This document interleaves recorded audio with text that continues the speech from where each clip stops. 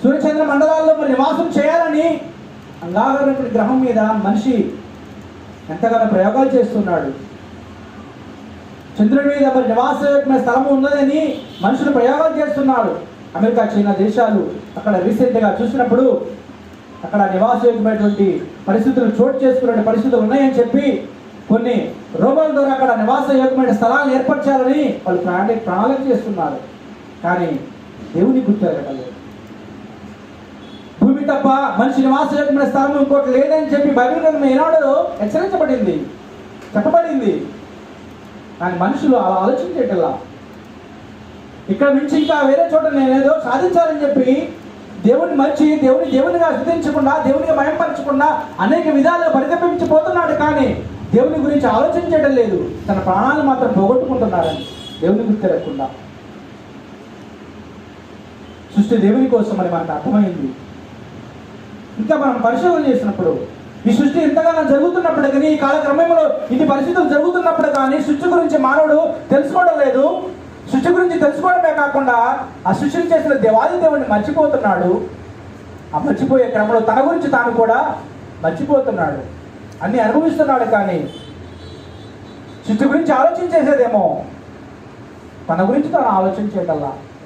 ఇంకా మనం పరిశీలన చేసినప్పుడు దేవాది దేవుడు సృష్టి గురించి ఆలోచన చేశారు, మనిషి మారతాడేమో అని ఆయన ఆలోచన చేశాడు. సమస్త మంచిదని ఎంచాడు, మనం తయారు చేశాడు. దానిలో ఉన్న దానిని అనుభవించేటువంటి కాలక్రమే మొదటి దినాలే మరి అవ్వ ఆదము గారు తినబోతున్న పండుని తిన్నారు, పాపం చేశారు. ఆనాడు మొదలైనటువంటి ఆ పాపం ఇంకానూ విస్తరించిపోతూనే ఉన్నది. ఆనాడు పండు మాత్రమే తినవద్దని చెప్పాడు. ఈనాడు ఇంకా అనేకమైనటువంటి అనుభవిస్తున్నాడు మనిషి. అవునా కాదండి? ఇంకా పాప ఊబిలో కూరిపోయినటువంటి పరిస్థితి. దేవుడు చూశాడు ఇంకా మారడం లేదు. అనేక మంది ప్రవక్తలు పంపించాడు, అనేక మంది రాజులు పంపించాడు, అనేక మంది న్యాయాధిపతులను పంపించాడు. నా బిడ్డలు మారతారేమో అని, నా బిడ్డలు ఇంకా నన్ను తెలుసుకుంటారేమో, నా గురించి తెలుసుకొని మారతారేమో అని చెప్పి అనేక మంది బిడ్డలు పంపించాడండి. రాజులు పంపించాడు, ప్రవక్తలు పంపించాడు, న్యాయాధిపతులు పంపించాడు. ఆయన చూశాడు ఆయన మారటం లేదండి. ప్రజలు మారటం లేదు. ఆయన ఎలా తెలుసుకోవాలి? మరి నా బిడ్డలు నన్ను స్తుతించాలి, మహిమపరచాలి, గణపరచాలి, సత్కరమైన ధనాన్ని ఈ లోకంలో సమకూర్చుకోవాలని చెప్పి దేవాది దేవుడు నిన్ను సృష్టించాడు. ఈ సృష్టి గురించి చేసినటువంటి మనిషి సృష్టి గురించి ఆలోచించలేదు. ఆ సృష్టిలో ఉన్నవన్నీ కూడా అనుభవించుకుంటా మరి ఎక్కడి నుంచి చేయాలనేటువంటి ఆలోచన చేయడం లేదు. చేయకపోగా దేవుడి గురించి తెలుసుకోవడం లేదు. చివరికి దేవుడు ఏం చేశాడంటే అనేక మంది బిడ్డలు పంపించినప్పటికీ మనుషులు మారడం లేదు. చివరి సాక్షాత్తు తన ప్రియకుమారుడు యేసుక్రీస్తుని పంపాడు. ఈ సృష్టి గురించి ఆయన ఆలోచన చేసి మనిషి మారతాడేమో అనుకున్నారు. దేవాది దేవుడు మనుషులు మారలేదండి. తన కుమారుడిని పంపించాడు. ఆయన ఎవరి కోసం వచ్చాడు? లూకాసు వార్త 2వ అధ్యాయం 11వ వచనం పరిశీలన చేసినప్పుడు, లూకాసు వార్త 2వ అధ్యాయం మనకు తెలిసినటువంటి లేఖన భాగం. మత్తయి సువార్త 1వ అధ్యాయం 21వ వచనం చూసినప్పుడు, దావీదు పట్టణమందు నేడు రక్షకుడు ఎవరి కోసం అంటండి? దావీదు పట్టణమందు నేడు రక్షకుడు 2వ అధ్యాయం 11వ వచనం చూస్తే ఒకసారి పరిశీలన చేయండి. మీ కొరకు పుట్టి ఉన్నాడు. ఎవరి కోసం అంటండి? మీ కొరకు పుట్టి ఉన్నాడు. ఎవరి కోసం అంట? మీ కొరకు అంటే మనందరి కోసం పుట్టి ఉన్నాడు. మత్తయి సువార్త 1వ అధ్యాయం 21వ వచనం మనం పరిశీలన చేసినప్పుడు, మీ కొరకు అంటే మనిషి యావత్తు నిమిత్తము దేవాది దేవుడు పరిశీలన చేసి మత్తయి సువార్త 1వ అధ్యాయం 21వ వచనం పరిశీలన చేసినప్పుడు, ఆయన ఒక కుమారునికలను తన ప్రజలను వారి పాపం నుండి ఆయనే రక్షించును. ప్రజలను రక్షించడం కోసము మీనా కొరకు దేవాది దేవుడు వచ్చాడు. ఆయన కూడా గుర్తించలేదండి సమాజము. ఆయన కూడా మనిషి గుర్తించలేదు. బాహాటంగా సెలవు వేశారు. ఇప్పటికీ సెలవు వేస్తూనే ఉన్నారు ఆయన తెలుసుకోకుండా. ఈ సృష్టి గురించి ఆలోచన చేశాడు దేవుడు. సృష్టి గురించి ఆలోచన చేసిన మనుషులు మాట్లాడేమో అనుకున్నాడు. సాక్షాత్ ఆయన ప్రియకుమారుని మన పాపం నుంచి రక్షించడం కోసము ఆయన ఈ లోకానికి పంపించాడు. క్రీస్తుని ఎరిగారా మనుషులు అంటే? ఎరిగారండి? లేదు. ఎరగగానే ఆయన్ని సిలువ వేశారు. ఏ విధంగా వేశారు? బాహాటంగా. ఆయన భరించలేనంతగా ఆయన్ని నొప్పించారండి. ఆయన భరించలేనంతగా ఆయన శిక్షించారు. ఆయన తట్టుకోలేనంతగా ఆయన్ని శిక్షించారు. మరణం పొందినంత వరకు ఆయన్ని శిక్షిస్తూనే ఉన్నారు. ఇప్పటికీ కూడా ఆయన మరి ప్రత్యక్షంగా చంపారు. ఇప్పటికీ ఎలా చంపుతున్నారు? ఆయన తెలుసుకోకుండా ఆయన ఇంకను సిలువ వేస్తూనే ఉన్నారు. పాపం ద్వారా ఆయన్ని సిలువ వేస్తూనే ఉన్నాం. ఎట్టి పరిస్థితుల్లో మనం ఉంటున్నాం. ఆయన ఇంకా ఎందుకోసం వచ్చాడు మనం పరిశీలన చేసినప్పుడు, యేసుక్రీస్తు వారు కొరింథీ రాసినటువంటి 2వ పత్రిక 5వ అధ్యాయం 21వ వచనం పరిశీలన చేస్తే, యేసుక్రీస్తు వారు ఆలోచన చేసినప్పుడు కొరింథీ రాసినటువంటి 2వ పత్రిక 5వ అధ్యాయం 21వ వచనం పరిశీలన చేసినప్పుడు 5వ అధ్యాయం 21వ వచనం పరిశీలన చేసినప్పుడు యేసుక్రీస్తు వారు ఎందుకు వచ్చాడు? ఎందుకనగా మనమాయనందు దేవుని నీతి అగునట్లు, ఏంటంటండి? దేవుని నీతి అగునట్లు పాపం ఎరుగని ఆయనను మన కోసము పాపంగా చేశాను. ఆయన పాపం ఎరగలేదండి. మనము నీతిమంతులుగా, నిందారహితులుగా, మంచి మనస్సాక్షి కలిగినటువంటి ఒక బిడ్డలుగా ఉండాలని, నీతిపరులుగా, నిజాయితీపరులుగా లోకంలో జీవించాలని ఆయన నీతి చేయనట్లు, నీతిమంతులుగా తీర్చిదిద్దినట్లు ఆయన అందుకే ఏమన్నాడండి? ముందు మీరు నా నీతిని, రాజ్యమును ఎదకమన్నాడు. ఆయన ఏమెదకమన్నాడండి? అప్పుడు మీకు సమస్తమును దొరుకుతాయని చెప్పాడా లేదా? అందుకే అంటున్నాడు ఇక్కడ, నీతి ఎగునట్లు నీతిని, రాజ్యమును ఎదకమన్నాడు ఆయన. అవునా కాదా? ఆ నీతి, రాజ్యం ఎదిగే విషయంలో మనం ఏం చేస్తానన్నాడు ఆయన. యేసుక్రీస్తు ప్రభువు ఎందుకు ఏం చేయడానికి వచ్చాడు? మనం నీతి ఎగునట్లు అంటే మనం ఏం తప్పిపోయాము? నీతి, నిజాయితీ లోకంలో తప్పిపోయింది. నీతి ఎగునట్లు ఆ నీతిని ఎదకమని చెప్పినాడు దేవాది దేవుడు. అదే నీతి ఎగునట్లు నిన్ను చేయడానికి ఈ లోకానికి వచ్చినటువంటి ఆ యొక్క క్రీస్తు ప్రభువారిని, పాపం ఎరిగినటువంటి ఆయనకి మనము పాప రహితులుగా, పాపం చేసినటువంటి వారుగా మనము ఆయన శిక్షించాము. దేవుని నీతి ఎగునట్లు పాపం ఎరుగని ఆయన మన కోసం పాపంగా చేశాను. నీతిమంతులుగా తీర్చాలని యేసుక్రీస్తు ప్రభువారు వచ్చారు. ఆయన గుర్తించలేదు. మనము గుర్తించకపోగానే బాటముగా సెలవు వేసేటువంటి పరిస్థితి మనం చూస్తున్నాం. ఇంకా ఎందుకు వచ్చాడు యేసుక్రీస్తు ప్రభువారు? ఇంకా దేనికోసం వచ్చాడు మనం పరిశీలన చేసినట్లయితే, యోహాను సువార్త 6వ అధ్యాయం 39వ వచనం పరిశీలన చేసినప్పుడు, యోహాను సువార్త 6వ అధ్యాయము 39వ వచనం పరిశీలన చేసినప్పుడు యేసుక్రీస్తు ప్రభువారు ఎందుకు వచ్చారు? నీతి తప్పినటువంటి మన జీవితాలను నీతిమంతులుగా తీర్చాలని. యోహాను సువార్త 6వ అధ్యాయము 39వ వచనం పరిశీలన చేసినప్పుడు,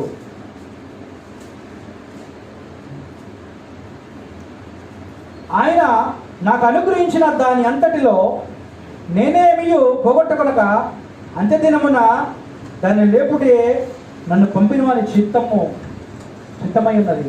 దేవుని చిత్తాన్ని నెరవేర్చడానికి యేసుక్రీస్తు ప్రభువారు వచ్చాడని నేను ఎంతవరకు గుర్తెరుగుతున్నావు? ఎందుకోసం వచ్చాడంటండి? దేవుని చిత్తమును జరిగించడానికి ఆయన పుట్టాడు. ఆయన ఏంటండి ఆయన చిత్తము? ఏంటండి ఆయన చిత్తము? ఆత్మలు రక్షించాలి. పాపలోకంలో పాపం ఇందాక అన్నాడు కదా, ఆయన రక్షించడానికి.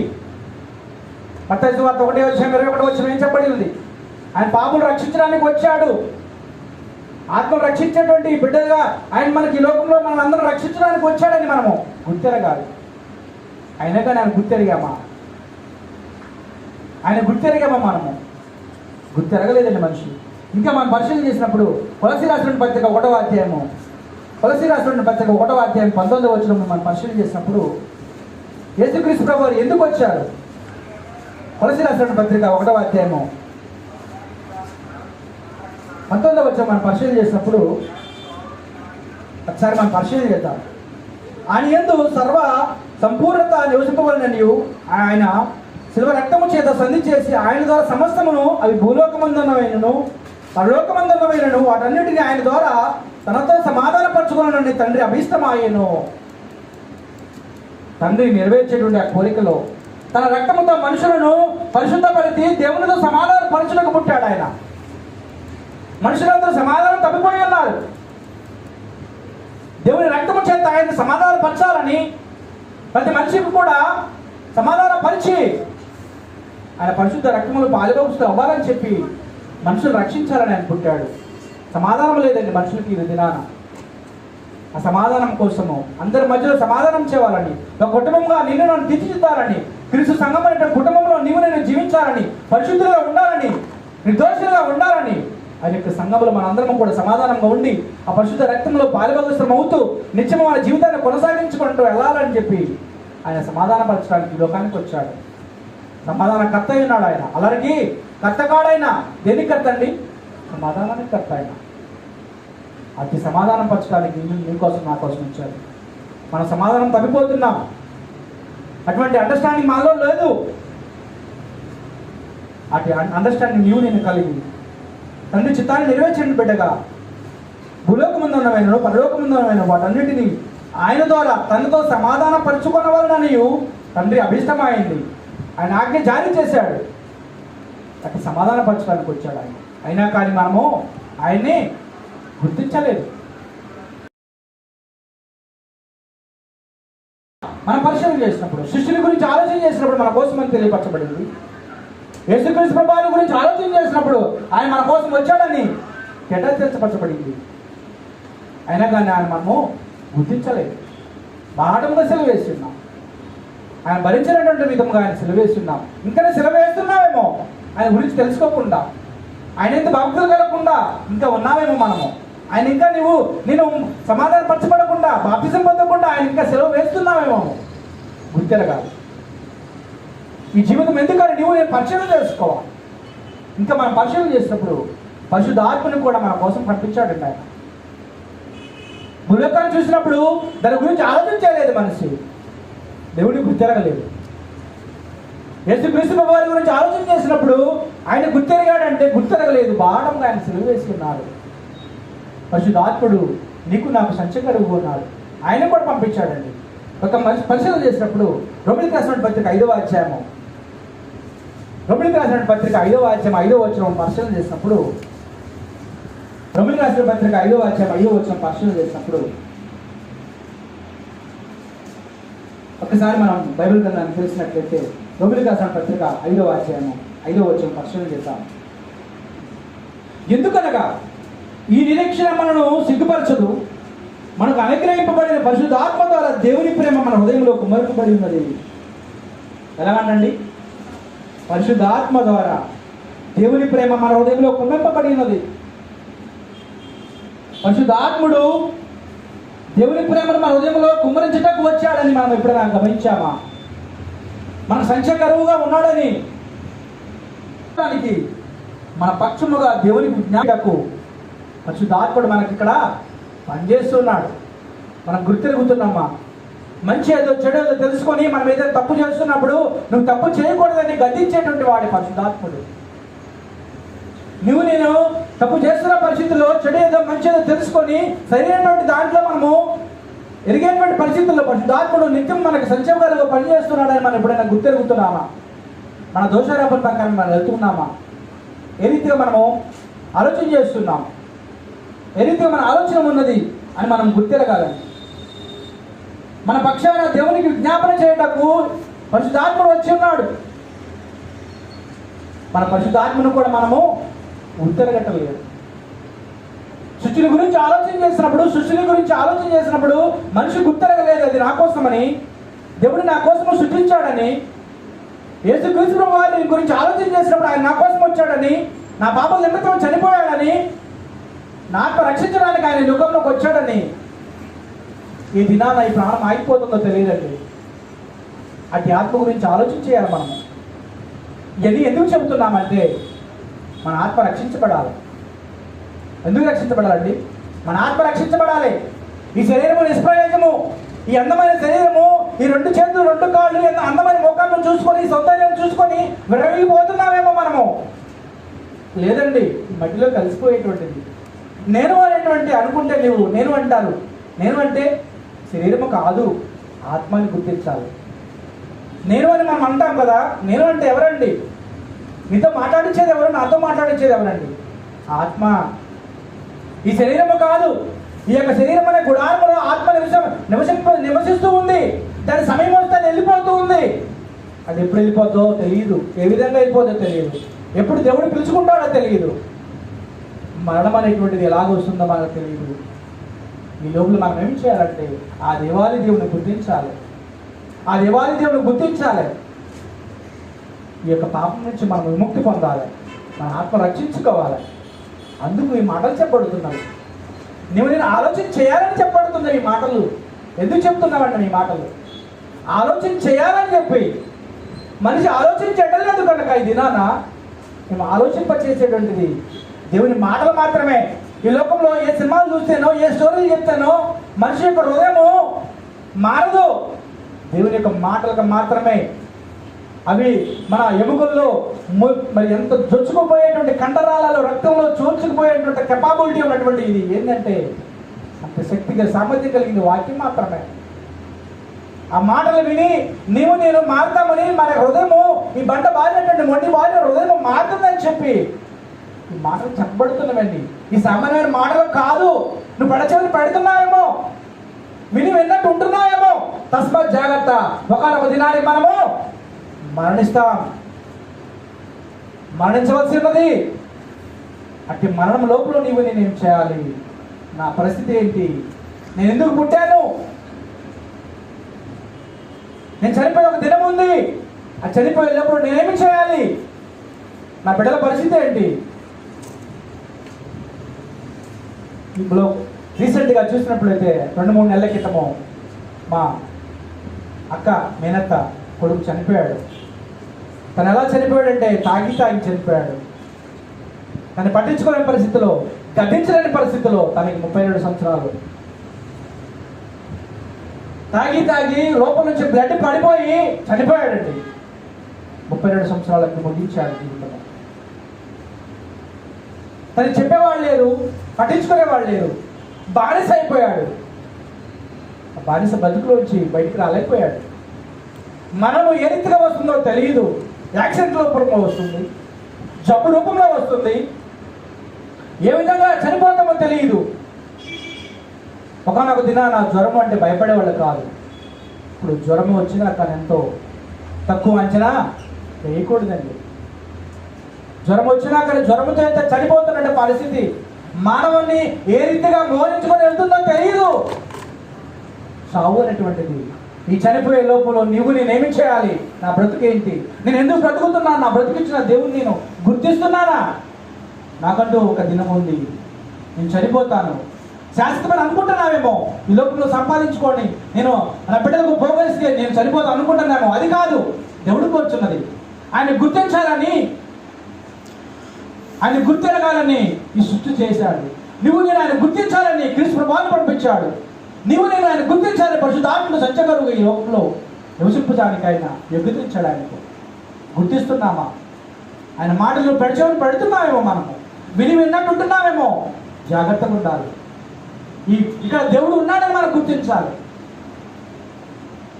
2-3 నా నామమున ఎక్కడ ఉంటారో నేను అక్కడ ఉంటాను అన్నాడు. మనం ఎలా ఉన్నామో, ఎలా ఉంటున్నామో నాకైతే తెలియదు, కానీ మీరు ఎలా ఉంటున్నారు దేవునికి తెలుసు. హృదయ రహస్యం ఎరిగేటువంటి దేవుడు ఆయన. నేను చెబుతున్న మాటలు ఎంతో అమూల్యమైనటువంటి నేను వినాలి, వినవలసిన అవసరం ఉంది. దేవుని మాటలు కాబట్టి అశ్రద్ధగా కూర్చున్నామేమో, భయభక్తి లేకుండా ఏదో ఆచార ప్రకారం వచ్చి ఉన్నామేమో. కాదు, దేవుడు ఉన్నాడండి. జాగ్రత్తగా ఉండాలండి. భయం లేకుండా ఉంటున్నావేమో. కాదు, ఆయన ఉన్నాడు. ఆయన ఉన్నాడు. 2-3 నా నామమున ఎక్కడ కూడి ఉన్నారో నేను అక్కడ ఉంటానని ఆయన సెలవిచ్చాడు. జాగ్రత్తగా వినాలి, వినుటకు వేగపడాలి, మన హృదయంలో భద్రపరచుకోవాలి. ఎందుకు మన జన్మ? ఎందుకు మనకి జీవితం ఇవ్వబడింది? మనం ఎందుకు బ్రతుకుచున్నాం? ఈ లోకంలో కొంత సంపాదించుకొని బిడ్డలకు సమకూర్చుకొని చనిపోతే సరిపోతుందా?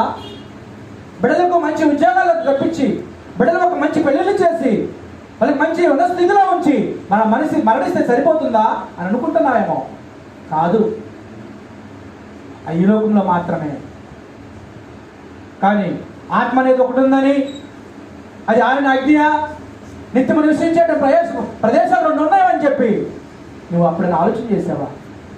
ఈ 2 ప్రదేశాలకు వెళ్ళవలసి ఉన్నదని ఆత్మ అనేటువంటిది. ఆ 2 ప్రదేశాల్లో ఏ ప్రదేశంలోకి వెళ్ళాలని నువ్వు ఇష్టపడుతున్నావు? ఏ ప్రదేశానికి వెళ్తే నేను ఏ రీతిగా ఉంటానని నువ్వు తెలుసుకొని ఇక్కడ నేర్చుకోవాలి. మనం తెలుసుకోవాలి. నేర్చుకుంటేనే మనము మన లోకానికి వెళ్తాం. నేర్చుకోకుండా అశ్రద్ధగా ఉన్నామేమో. తెలుసుకోకపోతే మన ఆత్మ రక్షించిపోతుంది. ఎందుకు ఈ బ్రతుకు? ఒకసారి మనం పరిశీలన చేసినప్పుడు మానవ సృష్టిలో విలువైన వాడు ఎవరైనా అంటే దేవుని పోలికగా సృష్టించబడిన మనిషి. ఎవరి కోసము? ఎవరి పని కోసం సృష్టించబడినాడు మనిషి?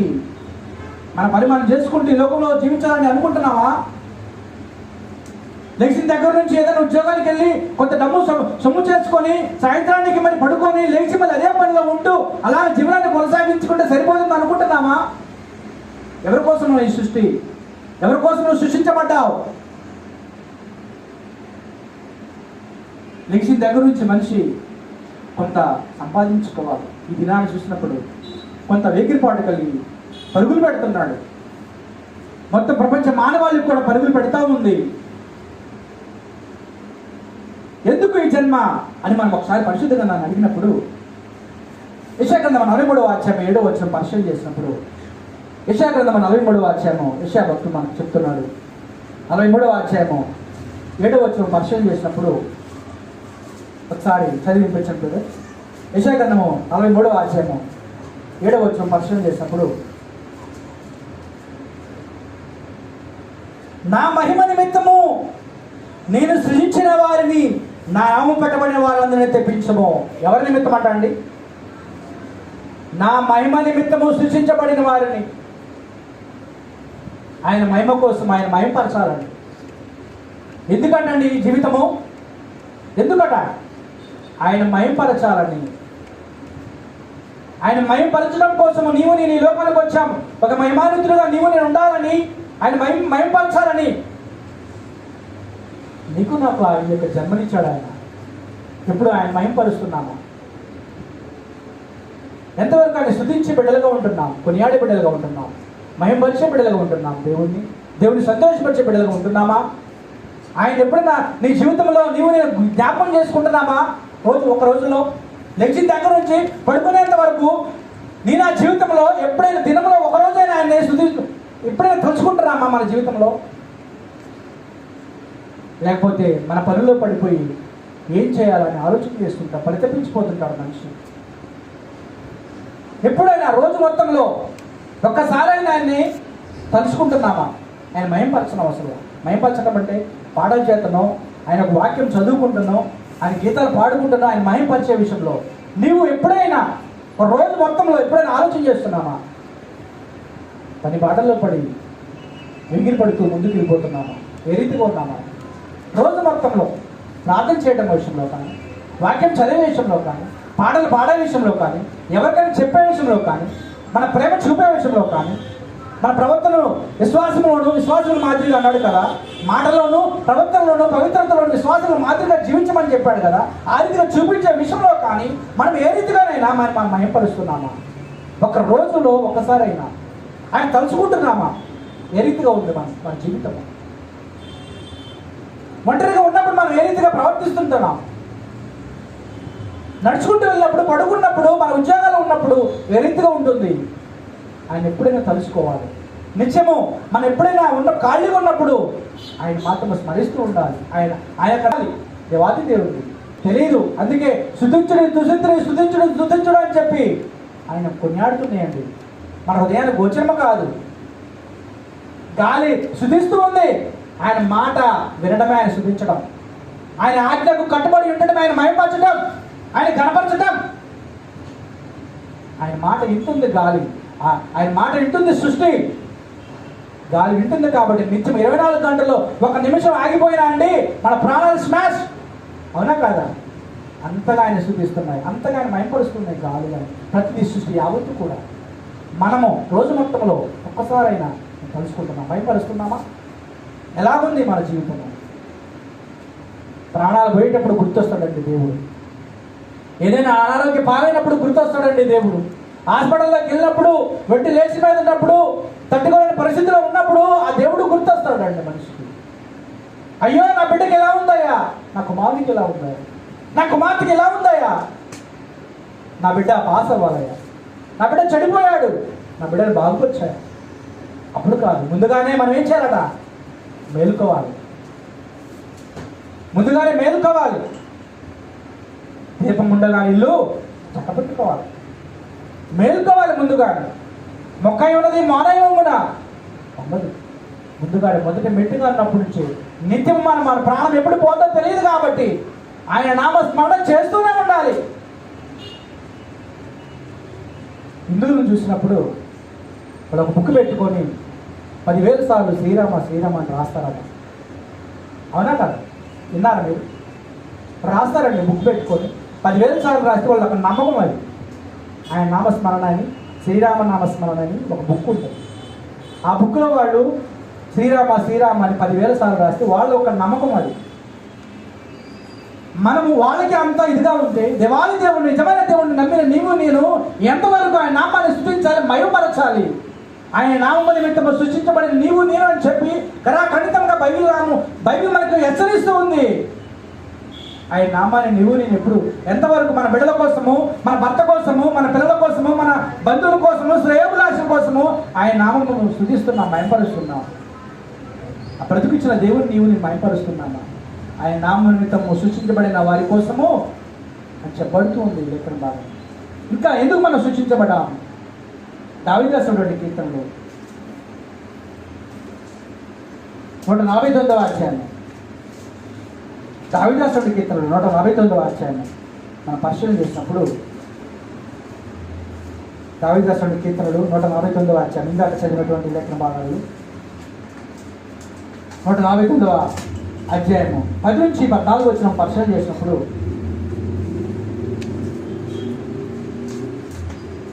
140 ఉందండి. ఇందాక చదివిన లేఖన భాగాలలో అవి ఏ రీతిగా అయితే శుద్ధించి మయంపరుస్తున్నాయో అలాగే మనం కూడా భూరాజులారా, 10వ వచనము, మృగములారా, పశువులారా, నేరడు ప్రాకు జీవులారా, రెక్కలతో ఎగురు పక్షులారా, భూరాజులారా, సమస్త ప్రజలారా, భూమి మీద ఉన్న అధిపతులారా, సమస్త న్యాయాధిపతులారా యెహోవాను స్తుతించుడి. న్యాయాధిపతులేంటి, సమస్త రాజులేంటి, ప్రతి ఒక్కరు కూడా ఏం చేయాలట? ఆయన్ని స్తుతించాలంట. ఈ బ్రతుకు ఎందుకు ఇచ్చాడు? ఆయన స్తుతించడానికి.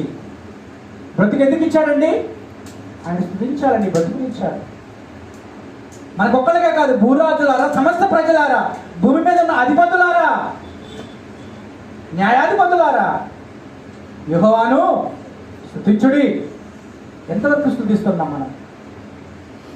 రోజు మొత్తంలో వారము, ఈ యొక్క వారం ఆదివారం ఆరాధన జరిగితే మరొక ఆదివారం మాత్రం మనం ప్రార్థనకు వస్తున్నాం. వచ్చినటువంటి యొక్క 2 గంటలలో ఒక 45 నిమిషాలు మాత్రమే మనకు లేఖన భాగాలు బోధించబడుతున్నవి. ఈ యొక్క 45 నిమిషాల్లో నీవు నేను ఎంతవరకు దేవుని మాటలు వింటున్నావు? శ్రద్ధ పెట్టి జ్ఞాపకం చేసుకో. అవి మాత్రం నిత్యము శుద్ధిస్తూనే ఉన్నాయి సృష్టి యావత్తు. మనమైతే ఆదివారం పూట 2 గంటలలో వచ్చి కూర్చొని పాటలు పాడేటప్పుడు ఎంతవరకు పాడుతున్నాం? మనం హృదయముతో ఎంతవరకు వాక్యం చెప్పేటప్పుడు వింటున్నాం? హృదయంలో భద్రపరుచుకుంటున్నాం. 2 గంటలు జరుగుతుంది ఆరాధన. ఈ 2 గంటలలో ఎంతవరకు మరి మనము కాన్సన్ట్రేషన్ చేసి దేవునికి మమేకమవుతున్నాం? ఎంతవరకు వినేటువంటి బిడ్డలుగా ఉంటున్నాం? ఆలోచించాలి. ఎంతవరకు శుద్ధిస్తున్నాం ఈ 2 గంటల్లో మనం? ఆయన బయటికి ఇంటికి వెళ్ళినప్పుడు ఏ రీతిగా ఉంటాం మనకు తెలియదు, కానీ వచ్చినటువంటి యొక్క ఆరాధన సమయంలో ఎంతవరకు నిష్ఠగా ఉంటున్నాం మనం? ఆలోచించేయాలి. ఎంతవరకు స్తుతిస్తున్నాం? ఆలోచించాల్సిన అవసరం ఉంది. ఇంకా మనం పరిశీలన చేసినట్లయితే ఎఫెసీయులకు రాసిన పత్రిక మనం ఎందుకు మహిమ పరచడానికి, ఆయన్ని స్తుతించడానికి. మూడవదిగా మనం పరిశీలన చేసినప్పుడు ఎఫెసీయులకు రాసిన పత్రిక 1వ అధ్యాయము 4 నుంచి 6 వచనం పరిశీలన చేసినట్లయితే గొప్ప మాట మనకి ఈ రీతిగా చెప్పబడింది. ఎఫెసీయులకు రాసిన పత్రిక 1వ అధ్యాయము, ఎఫెసీయులకు రాసిన పత్రిక 1వ అధ్యాయము 4 నుంచి 6 వచనం పరిశీలన చేసుకుంటే మనిషి జీవితము ఎందుకు అని మనం పరిశీలన చేస్తుంటున్నాం. ఎట్లా తన ప్రియను తాను ఉచితంగా మనకు అనుగ్రహించేందుకు కృపామయ కీర్తి కలిగినట్లు తన చిత్త ప్రకారమైన దయా సంకల్పం చొప్పున యేసుక్రీస్తు ద్వారా తనకు కుమారులుగా స్వీకరించుటకాయి. ఎందుకంటమ్మా? తనకు కుమారులుగా స్వీకరించుటకాయి మనలను ముందుగా తన కోసము నిర్ణయించుకొని, ముందుగానే సృష్టి పుట్టక మునిపే, సృష్టి కూడా పుట్టలేదండి, ముందుగానే తన కోసము నిర్ణయించుకొని మనము తన ఎదుట పరిశుద్ధులమును నిర్దోషులై ఉండవలనని. ఎలాగంటమ్మా? పరిశుద్ధులమును నిర్దోషులై ఉండవలనని జగత్తు పునాది వేయబడక మునిపే ప్రేమ చేత ఆయన క్రీస్తులో మనం ఏర్పరచుకున్నాడు. ఎలా ఉండడానికంట? పరిశుద్ధులమును నిర్దోషులుగా ఉండాలని నిన్ను నీ లోకాన్ని పంపించాడు ఆయన. ఎలాగుంటున్నాం మనం పరిశుద్ధులుగా ఉండాలి, నిర్దోషులుగా ఉండాలి, నిందారహితులుగా ఉండాలి, మంచి మనసాక్షి, మంచి సాక్షి కలిగిన కుటుంబంగా ఉండాలి. ఎలాగుంటున్నాం మనం? ఆయన స్థుతి మయంపరచాలని, ఆయన స్థుతించాలని, నిర్దోషులుగా నిందారహితులు లోకంలో జీవించాలని మనకి ఈ జన్మనిచ్చాడు ఆయన. ఈ బ్రతుకునిచ్చాడు ఆయన మనకు. ఏ రీతిగా మనము జీవిస్తున్నాం, ఏ రీతిగా బ్రతుకుతున్నాం, మనం ఏ రీతిగా ఉంది మన జీవితము, ఇంకా మనం పరిశీలన చేసినట్టయితే గొప్ప మాట. నువ్వు నేను ఎందుకు బ్రతుకుతున్నావు నేను ప్రశ్న చేసినప్పుడు నీ బ్రతుకు ఎందుకు అయ్యా అన్నప్పుడు మీరే సమాధానం చెప్తారు. ఎవరి కోసం బ్రతుకుతున్నారంటే ఏం సమాధానం చెప్తారండి? ఏం చెప్తాం మన సమాధానం? నా బిడ్డల కోసం బ్రతుకుతున్నానండి అంటారా? ఎలా ఎలా చెప్తారండి ఆన్సర్ మీరు? నేను నా బిడ్డల కోసం బ్రతుకుతున్నానని మీరు చెప్పగలరా? ఎలా చెప్తారు సమాధానం? మేము మన బిడ్డల కోసం బతకాలి ఉన్నామంటే వాళ్ళు ఎంతకాలం బతికారో అంతకాలం మనం కూడా బ్రతకాలి తల్లిదండ్రులుగా, అవునా కాదా? అంటే మధ్యలోనే మన ఆయుష్ ముగించిపోతుంది. అంటే మన బిడ్డల కోసం మనము బతుకుతున్నట్టు కాదు. మరి ఎవరి కోసం బ్రతుకుతున్నాం? నీ మనవల కోసమా? అంటే బిడ్డల కోసం బతకలేని వాళ్ళు మనవల కోసం బ్రతుకుతామా? కాదు. బైబిల్ దాన్ని ప్రశ్న చేసినప్పుడు రోమీయులకు రాసిన పత్రిక 14వ అధ్యాయం 7-8 పరిశీలన చేసినప్పుడు రోమీయులకు రాసిన పత్రిక 14వ అధ్యాయం గొప్ప మాట మనకు ప్రతి మనిషి కూడా ఆలోచించేయాలి. నేను నా కోసం బ్రతుకుతున్నామని నువ్వు అనుకుంటున్నావేమో, లేదు. ఎవరి కోసమో ఈ బ్రతుకు? ఎందుకోసమో? 14వ అధ్యాయం 7 నుంచి మనము పరిశీలన చేస్తే మనలో ఎవడును తన కోసం బ్రతకడు. మనలో ఎవడు తన కోసం బ్రతకడు, ఎవడు తన కోసము చనిపోడట. మనం చనిపోయేది కూడా మన కోసం కాదు. చూడండి అక్కడ ఏమన్నాడు? మనం బ్రతికినను ప్రభువు కోసమే బ్రతుకుచున్నాము, చనిపోయినను ప్రభువు కోసమే చనిపోవచ్చున్నాము. కాబట్టి మనం బ్రతికినను చనిపోయిన ప్రభువారమై ఉన్నాము. ఎవడు కూడా నా కోసం నేను బ్రతుకుతున్నాను అనడానికి లేదండి, రైట్స్ లేవు. నా కోసమే నేను చనిపోతాను అనడానికి కూడా రైట్స్ లేవు. ఎవరి కోసం చనిపోవాలట? నేను సమాధానం చెప్పాల్సి వస్తే ఎవరి కోసమట? ప్రభువు కోసమే నేను చనిపోవాలండి. నేను చనిపోతే నేను బ్రతికిన ప్రభువు కోసమే బ్రతకాలి, చనిపోయినను ప్రభువు కోసమే చనిపోవాలని ఒక నిర్ణయం తీసుకోవాలి. అందుకు మన బ్రతుకు నీ ఇష్టానుసారంగా నేను బ్రతకడానికి రైట్స్ లేవు. నీ ఇష్టానుసారంగా నేను జీవించడానికి రైట్స్ లేవు లోకంలో. ఆయన ఎప్పుడు పిలుచుకుంటాడు ఆయన ఇష్టము. ఈ బ్రతికించిన దేవుని ఇష్టము. నా యొక్క మరణము, నా యొక్క జన్మ, నా యొక్క మరణము ఆయన ఇష్టమే. నాకు రైట్స్ లేవు. నాకు తెలియకుండా నేను ఈ లోకంలో పుట్టాను. నాకు తెలియకుండా ఈ లోకంలో నుంచి నేను చనిపోవలసిన బదులే అయినాను. అది నా ఇష్టం కాదు, నా దేవుని ఇష్టం. అది నాకు బ్రతికించిన దేవుని ఇష్టం అని నేను ఎప్పుడైనా ఆలోచన చేశామా? ఆలోచించేయా? నువ్వు విలువ పట్టి కొనబడినటువంటి వాడవు. నువ్వు నీ ఇష్టం కాదు, నేను విలువ పెట్టి కొనబడిన వారము, అవునా కాదండి? ఆయన రక్తం ప్రాణం చేత, ఆయన రక్తం ఇచ్చి ప్రాణం ఇచ్చి మనల్ని కొన్నాడండి ఆయన. యేసుక్రీస్తు నువ్వు విలువ పెట్టి కొనబడిన వాడు అని బైబిల్ మనం చదివిస్తుంది. అటు విలువ పెట్టి కొనబడిన యొక్క ప్రాణము ఎంతో విలువైనదని మనం గమనించుకున్నామా? మనం ఒకసారి ఇంకొక మాట చూసి మనం ముగించుకోవడానికి ప్రయత్నించేద్దాం. మనకు ఎందుకు ఇచ్చాడు ఈ జీవితం అంటే? యోహాను సువార్త 4:24 మనకు తెలిసిన లేఖ భాగమే. ఆయన ఆత్మతో సత్యముతో ఆరాధించాలని మనకు యోహాను సువార్త 4వ అధ్యాయం 24వ వచనం. దేవుడు ఆత్మ కనుక ఆయన మొదటిగా మనం ఏం చెప్పామంటే ఆయన మయంపరచాలని, ఆయన స్తుతించాలని, ఆయన గణపరచాలని. ఇంకా మనం పరిశీలన చేసినప్పుడు ఎబిసి రాసిన పత్రిక 2వ అధ్యాయం, ఎబిసి రాసిన పత్రిక 2వ అధ్యాయము, ఎబిసి రాసిన పత్రిక 2వ అధ్యాయం 10వ వచనం పరిశీలన చేస్తే,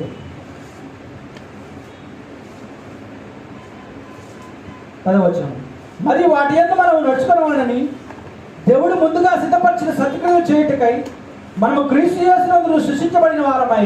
ఎలా సృష్టించబడ్డా అంటామండి? క్రీస్తు యేసునందు సృష్టించబడిన వారమై ఆయన చేసిన పని అయి ఉన్నాము. దేవుడు ముందుగా సిద్ధపరిచిన సత్క్రియలు చేయుటకై ఏం చేయాలంటమ్మా? దేవుడు ముందుగా సిద్ధపరిచిన సత్క్రియలు అంటే మంచి పనులు చేయాలట. మంచి పనులు చేయడానికి భూలోకంలోకి వచ్చి ఉన్నాం. మనం క్రీస్తు యేసునందు సృష్టించబడిన వారమైనా మంచి పనులు చేయాలని ఆయన కూడా వచ్చాడండి. మంచి పని చేశాడు యేసుక్రీస్తుతో పాటు. చేశాడా లేదా? అలాగే మనం కూడా మంచి పనులు చేయాలి. సువార్తలో పాలుభాగస్థం అవ్వాలి. మన ప్రాణాన్ని మనము దక్కించుకునేటువంటి వారిగా ఉండాలి. మన ప్రాణం మనం దక్కించుకోలేని అభాగ్యులుగా ఉంటున్నామా? ఈ సృష్టి గురించి ఆలోచన చేయాలని అవసరం లేవు. యేసుక్రీస్తు గురించి ఆలోచన చేయాలి. పరిశుద్ధాత్మ గురించి ఆలోచించలేదు. యేసుక్రీస్తు గురించి ఆలోచించాలి. నిన్ను గురించి నీవైనా ఆలోచన చేస్తున్నావా? ఏంటి ఈ బ్రతుకు? నేను ఎందుకు పుట్టాను? ఎందుకు చనిపోతాను? చనిపోతే నా పరిస్థితి ఏంటి అని ఎప్పుడైనా ఆలోచన చేశామా? బ్రతికించినటువంటి దేవుణ్ణి మరిచి ఇటు కాని పరిస్థితిలో మరణిస్తున్నారన్న ఈ బ్రతికించిన దేవుడిని మర్చిపోయి చనిపోతే ఈ యొక్క జన్మకు అర్థం లేదు. మనము తెలుసుకోవాలి, మన బిడ్డలకు తెలియపరచాలి. అప్పుడు మాత్రమే బ్రతికినటువంటి బ్రతుకు యొక్క జీవితానికి అర్థం ఉంటుంది. ఆయన మయంపరచాలని, స్తుతించాలని, సత్క్రియమైన ధనాన్ని లోకము సమకూర్చుకోవాలని మనకి జన్మనిచ్చాడు ఆయన. నేను బ్రతికినను చనిపోయినాను, ప్రభు కోసమే బ్రతకాలి, ప్రభువు కోసమే చనిపోయే వాడిగా నీవు నేను మరి ఒక డిసిషన్ తీసుకొని ఈ లోకంలో జీవించవలసిన ఆత్మైన. ఏ రీతిగా మన జీవితం కొనసాగుతూ ఉంది, ఏ రీతిగా మన బ్రతుకు వెళ్తూ ఉంది ముందుకు, ఎందుకు ఈ జన్మ అని మనం ఆలోచన చేసినప్పుడు మనం చనిపోయినాను ప్రభువు కోసమే చనిపోవాలి, బ్రతికినను ప్రభువు కోసమే బ్రతకాలి. అలాగా డిసిషన్ తీసుకొని మనం ఒకసారి లేఖన భాగాలు చూసుకొని పరిశీలన చేద్దాం. మనుషులు తమ సృష్టించిన దేవుని విడిచి వివిధ తంత్రములు కల్పించుకొని అన్నారు. మనుషులు ఈ యొక్క లోకంలో చూసినట్లయితే వివిధ తంత్రములు కల్పించుకొని దేవుని విడిచిపెట్టి తనదైన రీతిలో తన ఆలోచన ప్రకారం జీవిస్తున్నాడు. కానీ తనదైన ఆలోచనలతో దేవుని ఆలోచన మమేకం అవ్వకుండా తనదైన రీతిలో జీవిస్తున్నాడు. ఈ ప్రాణము వెళ్ళిపోయే రోజు ఒక రోజు ఉన్నదని మనమైతే మనం తెలుసుకోవాలని, బ్రతికించిన దేవుణ్ణి మనం స్తుతించే మయంపరిచి గణపరచాలని, సత్క్రియైన ధనాన్ని లోకంలో సమకూర్చుకోవాలని మనము గుర్తెరిగి మన జీవితంలో బాప్తిసం పొందిన వారు ఉంటే బాప్తిసం పొందే బిడ్డలుగా, మన ఆత్మ రక్షించుకునే బిడ్డలుగా వెనకడుగు వేయకుండా, ఎప్పుడు ఈ ప్రాణం ఎలా వెళ్ళిపోతుందో తెలియదు. అవునా కాదండి? ఎప్పుడు ఈ ప్రాణం ఎలా వెళ్ళిపోతుందో తెలియదు. ఈ లోపల మనమేం చేయాలండి? మన ఆత్మ రక్షించుకోవాలి. ఈ ఆత్మ రక్షించబడకపోతే ఈ లోకంలో జీవించినటువంటి జీవితం మొత్తం కూడా వ్యర్థము. బాప్తిసం పొందడానికి వెనకడుగు వేస్తున్నామేమో, వెనకడుగు వేసి నిన్ను నువ్వు రక్షించుకోకుండా ఉండడానికి సిద్ధపడుతున్నావేమో. అలా ఉండమో మంచి పద్ధతి కాదు, ఏమాత్రము మంచిది కాదు. ఎప్పుడు చనిపోతామో తెలియదు కనుక మనము దేవుని విశ్వాసం నుంచి మారమనిషి పొంది క్షమాపణ నిమిత్తము బాప్తిసం పొంది బిడ్డలుగా, మన ఆత్మను రక్షించుకునే బిడ్డలుగా మన ఇష్టానికి వదిలేశాడండి. నమ్మి బాప్తిసం పొందిన వాడు రక్షించబడను, నమ్మని వాడికి ఏమన్నాడు? కానీ నమ్మి బాప్తిసం పొందాలి. నువ్వు నమ్మినవా రక్షించబడతావు, లేకపోతే శిక్షించబడతావు. అది నీ ఇష్టానికి వదిలేశాడు దేవుడు, అది నీ ఇష్టానికి వదిలేశాడు ఆయన. ఆయన మాటల ప్రకారం ఆయన ఎందుకు విశ్వాసం ఉంచాలి, మారమనిషి పొందాలి. క్షమాపణ నిమిత్తం నీవు నేను బాప్తిసం పొందే బిడ్డలుగా, మన ఆత్మను రక్షించుకునే బిడ్డలుగా, మనం కోల్పోకుండా ఈ లోకంలో జీవించే బిడ్డలుగా ఉండాలి తెలియపరుస్తూ ఇటు అవకాశం ఇచ్చినటువంటి నన్ను హెచ్చరించుకుంటూ మీ అందరినీ హెచ్చరిస్తూ అవకాశం ఇచ్చిన దేవాది దేవునికి కొన్ని దాసులు తెలియపరుస్తూ మరి కేబిహెచ్పిలో ఉన్నటువంటి కథానికి క్రీస్తు సహోదరులు మరి ప్రియులు మనవారి గారికి అదేవిధంగా కిషోర్ గారికి నాకు నా తెలియపరుస్తూ అవకాశం ఇచ్చిన స్థానిక సంఘానికి అందరికీ నా కొన్న తెలియపరుస్తుంది. కొద్ది మాటలు దేవుడు మందరంలో దీవించిన ఆమె అందరికీ సహోదరికి అవకాశం ఇచ్చిన వారికి నా కొన్న తెలియపరుస్తుంది.